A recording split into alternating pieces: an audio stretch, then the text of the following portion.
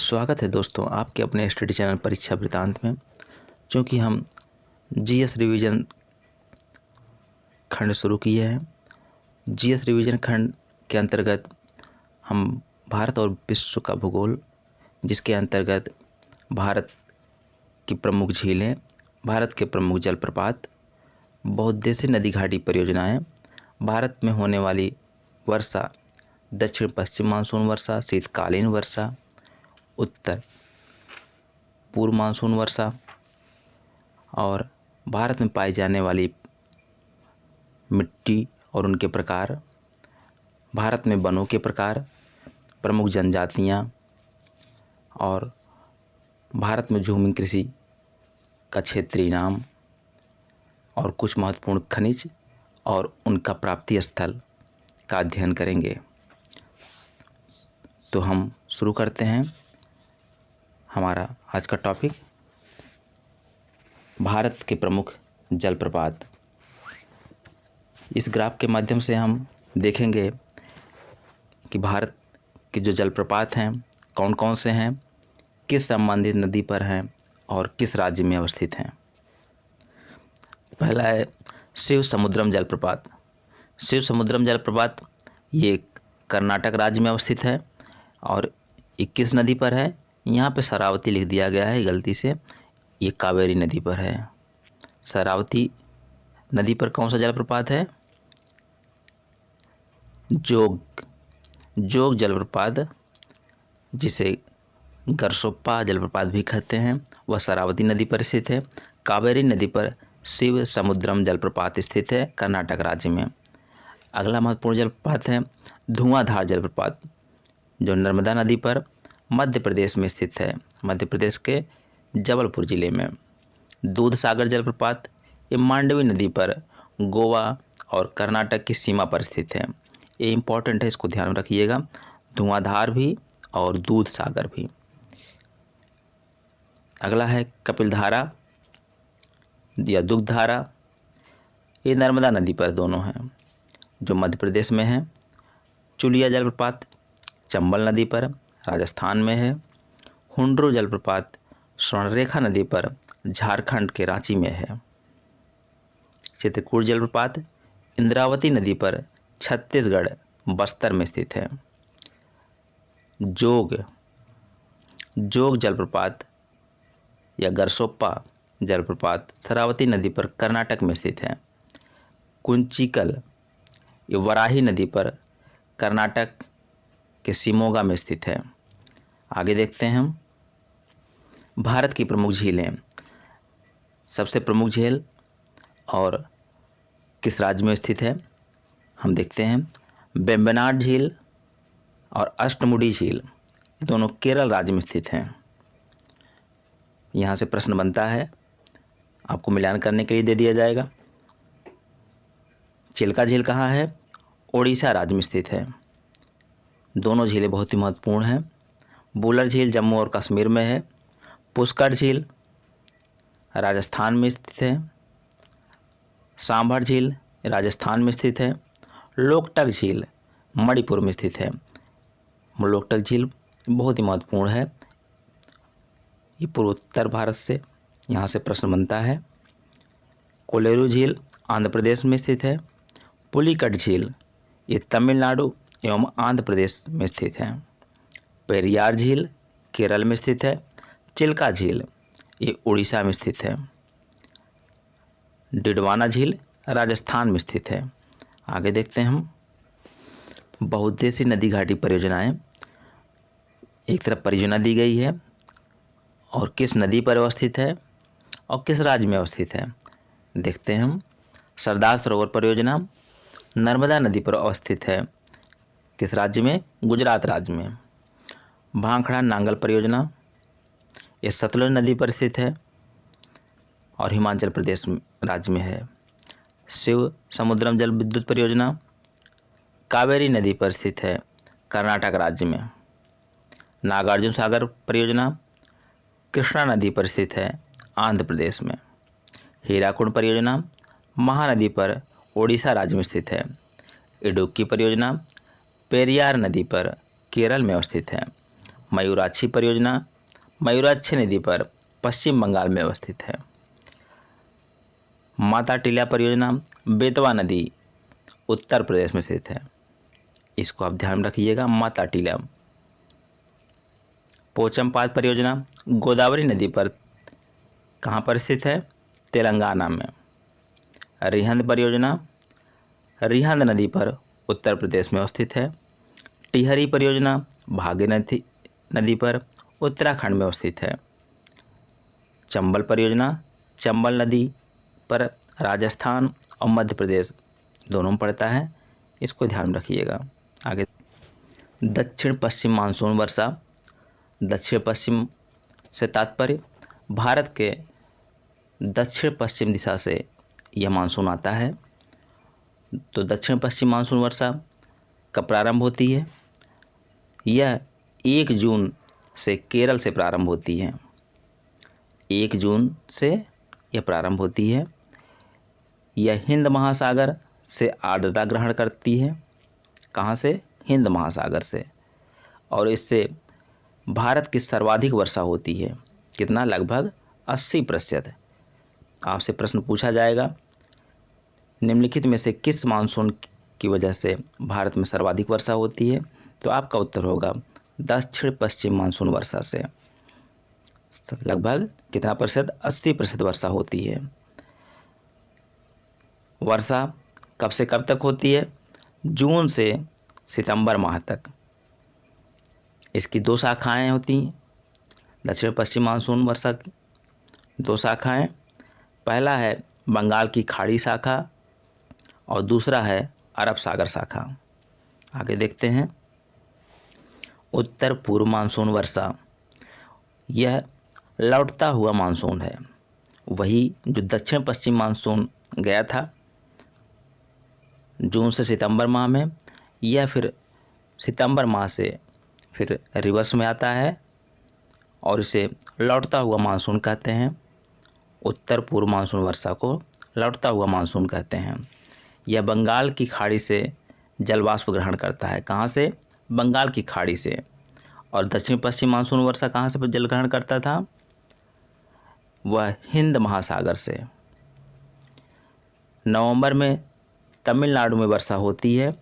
प्रश्न बनेगा कि तमिलनाडु में सर्वाधिक वर्षा कब होती है, किस मानसून की वजह से होती है?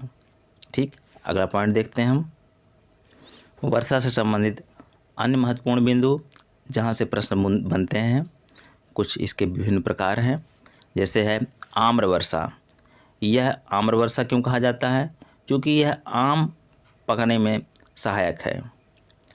आम पकने में यह सहायक है। यह कहाँ होती है? कर्नाटक व केरल राज्य में। यह मानसून पूर्व वर्षा है। आम्र वर्षा मानसून पूर्व वर्षा है। शीतकालीन वर्षा। शीतकालीन वर्षा उत्तर पश्चिम भारत में होती है। उत्तर पश्चिम भारत मतलब पंजाब, हरियाणा, उत्तर प्रदेश का जो भाग है पश्चिमी उत्तर प्रदेश का, वह शीतकालीन वर्षा के अंतर्गत आता है। शीतकालीन वर्षा भूमध्य सागरीय पश्चिमी विक्षोभ के कारण होती है। ये प्रश्न यहाँ से बनेगा, किस वजह से होता है? पश्चिमी विक्षोभ के कारण, भूमध्य सागरीय पश्चिमी विक्षोभ के कारण शीतकालीन वर्षा होती है। आगे देखते हैं। काल बैसाखी। काल बैसाखी क्या है? ये नाम से ही स्पष्ट होता है कि ये बैसाख महीने में होती है। लेकिन है क्या? काल बैसाखी बैसाख महीने में असम और पश्चिम बंगाल में चलने वाली वर्षा युक्त पवन है। असम और पश्चिम बंगाल में यह चाय, पटसन व चावल के लिए लाभदायक है। असम में इसे बारदोली छीड़ा कहा जाता है। क्या कहा जाता है? बारदोली छीड़ा। ये आप नाम ध्यान रखिएगा। असम इसको बारदोली छीड़ा कहा जाता है। अगला पॉइंट देख। लू। लू क्या है? यह शुष्क, गर्म व पीड़ादायक पवन है। यह शुष्क गर्म पवन होती है। यह उत्तरी मैदान में पंजाब से बिहार तक चलने वाली पवन है। दिल्ली व पटना के बीच इसकी तीव्रता अधिक होती है। आगे देखते हैं भारत में पाई जाने वाली प्रमुख मिट्टियाँ और उनसे संबंधित महत्वपूर्ण तथ्य। पहली है काली मिट्टी। काली मिट्टी का निर्माण बेसाल्ट लावा के अपक्षय एवं अपरदन से होता है। इसका अन्य नाम क्या है? रेगुर, कपास की मिट्टी, ट्रॉपिकल चेरनोजम। ये तीनों नाम आपको ध्यान में रखना है।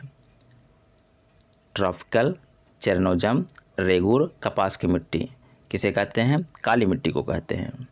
यह बेसाल्ट लावा के अपक्षय एवं अपरदन से निर्मित होती है। काली मिट्टी स्वतः जुताई वाली मिट्टी है। यह महाराष्ट्र, मध्य प्रदेश, गुजरात, आंध्र प्रदेश, कर्नाटक राज्यों में इसका विस्तार है। इसमें नाइट्रोजन, फास्फोरस एवं जैविक पदार्थों की कमी पाई जाती है। किसकी कमी होती है? नाइट्रोजन, फास्फोरस एवं जैविक पदार्थों की कमी होती है। काली मिट्टी में लोहा, चूना, कैल्शियम, पोटास, एल्युमिनियम एवं मैग्नीशियम कार्बोनेट की अधिकता होती है। लैटराइट मिट्टी। लैटराइट मिट्टी की उर्वरता कम होती है। इसका निर्माण उष्णकटिबंधीय वर्षा के कारण निच्छालन से होता है, अर्थात अत्यधिक जहाँ तेज वर्षा होती है वहाँ पे लैटराइट मिट्टी के पाए जाने की संभावना अधिक रहती है।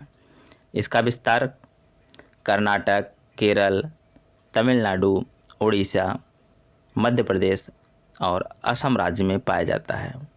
इसमें नाइट्रोजन, फास्फेट, कैल्शियम एवं जैव पदार्थ की कमी होती है। तो अधिकता किसकी होती है?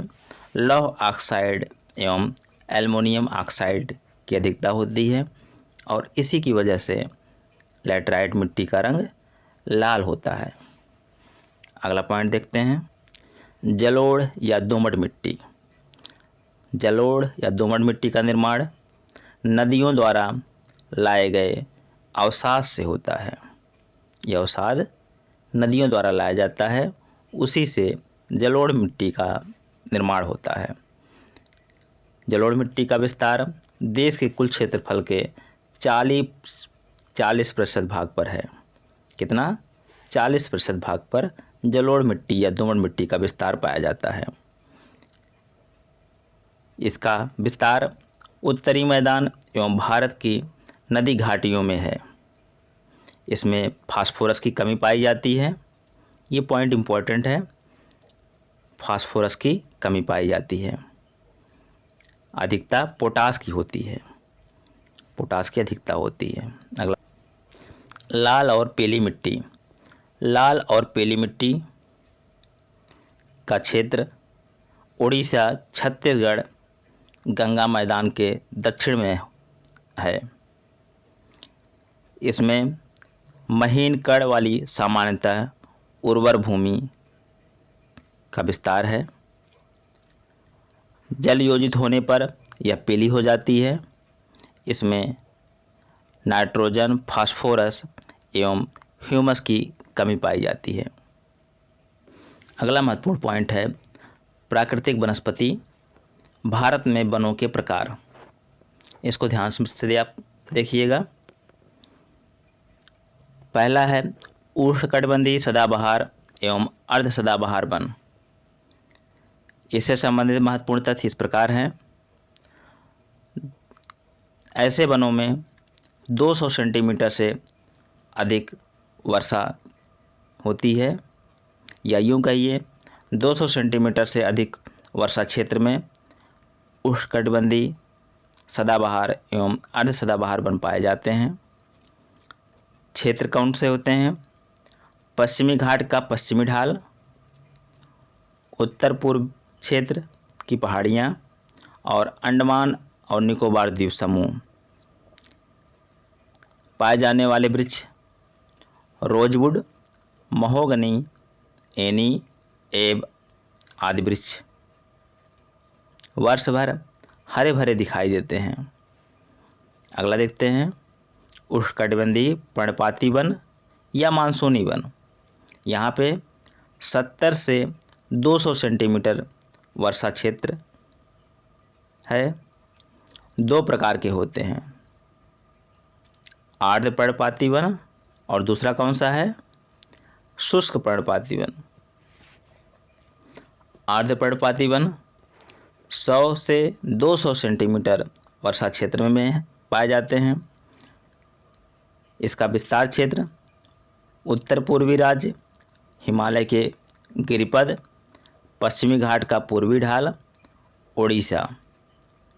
प्रमुख वन या प्रमुख वृक्ष सागवन, साल, शीशम, महुआ, आंवला आदि। शुष्क पर्णपाती वन यह 70 से 100 सेंटीमीटर वर्षा क्षेत्र में पाया जाता है। क्षेत्र कौन से हैं, प्रायद्वीपीय पठार का अधिक वर्षा क्षेत्र, उत्तर प्रदेश, बिहार। पाए जाने वाले वृक्ष तेंदू, पलाश, बेल, खैर आदि। अगला देखते हैं उष्णकटिबंधीय कांटेदार वन। 50 सेंटीमीटर से कम वर्षा क्षेत्र में पाया जाता है। क्षेत्र कौन से हैं, दक्षिणी पश्चिमी पंजाब, हरियाणा, राजस्थान, गुजरात, मध्य प्रदेश और उत्तर प्रदेश। पाए जाने वाले वृक्ष बबूल, खेर, खजूर, खैर, नीम, खेजड़ी, पलाश आदि। पर्वतीय वन। इसका क्षेत्र हिमालय पर्वत एवं दक्षिण भारत के पर्वतों पर, सोलास, नीलगिरी, ये अन्नामलाई और पालनी पहाड़ियों पर पाए जाने वाले वन। अगला देखते हैं बेलांचली व अनूप वन। इसका विस्तार 6740 वर्ग किमी क्षेत्र पर है। आर्द्र भूमि क्षेत्रों, डेल्टाई क्षेत्रों एवं समुद्र तटीय क्षेत्रों में पाया जाता है। आगे देखते हैं भारत की प्रमुख जनजातियाँ, राज्य, केंद्र शासित प्रदेश और उनमें पाए जाने वाली जनजातियाँ। जैसे उत्तर प्रदेश राज्य में थारू, राजी, खरवार, बुक्सा और भोटिया जनजाति पाई जाती है। थारू नाम आप याद रखिएगा। आगे देखते हैं बिहार राज्य में असुर, बीरहोर, खरिया, कोरावा जनजाति पाई जाती है। झारखंड राज्य में यहाँ पर अधिक जनजातियाँ हैं। उराव, हो, बीरहोर, खरवार, असुर, बैगा, भूमिज, खोंड, कोरवा जनजाति पाई जाती है। मध्य प्रदेश एवं छत्तीसगढ़ राज्य में कोरवा, कमार, सहारिया, बैगा, बीरहोर। राजस्थान राज्य में मीणा, भील, सहरिया, गरासिया, दमोर, पटेलिया, मंगानियर जनजाति पाई जाती है।